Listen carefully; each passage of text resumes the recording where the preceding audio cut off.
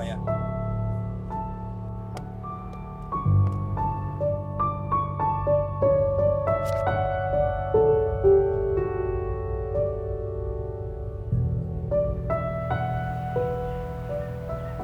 Aura?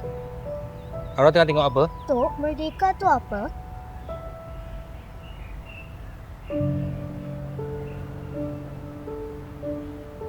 Meh, Atuk cerita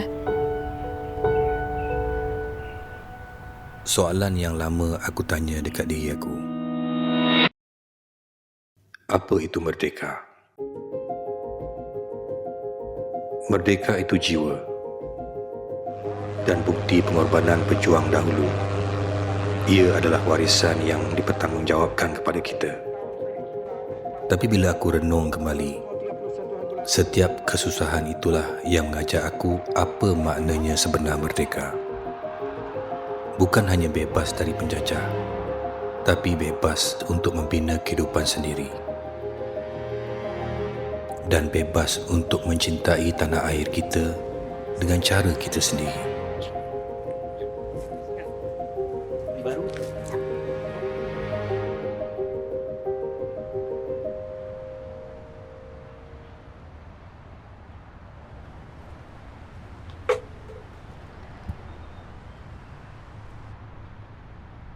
Atuk, kalau kita tak merdeka macam mana?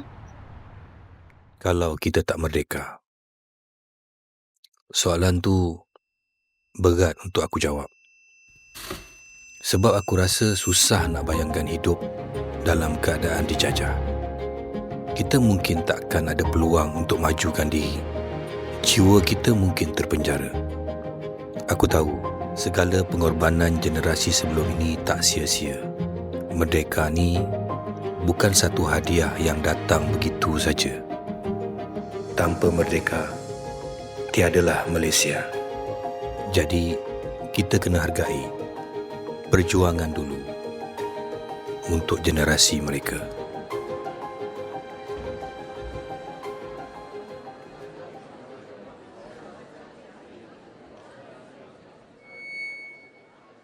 Aku bersyukur anak cucu aku dapat hidup dalam negara yang merdeka. Tapi تخلص الحرب.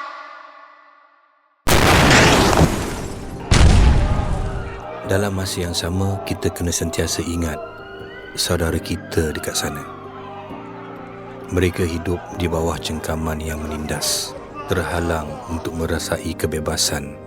Yang penting kita usaha untuk tolong mereka semampu yang boleh dan teruskan berdoa. Aku yakin saudara kita di Palestin akan merdeka juga. Atuk. Setiap kali aku tengok bendera berkibar, hati aku makin sebab. Atuk, cantik dia bangunan tu. Kemerdekaan ini bukan datang dengan mudah.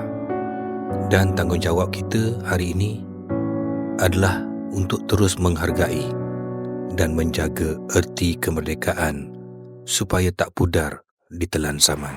Merdeka! Merdeka! Merdeka! Inilah merdeka. Selamat Hari Kemerdekaan yang ke-67.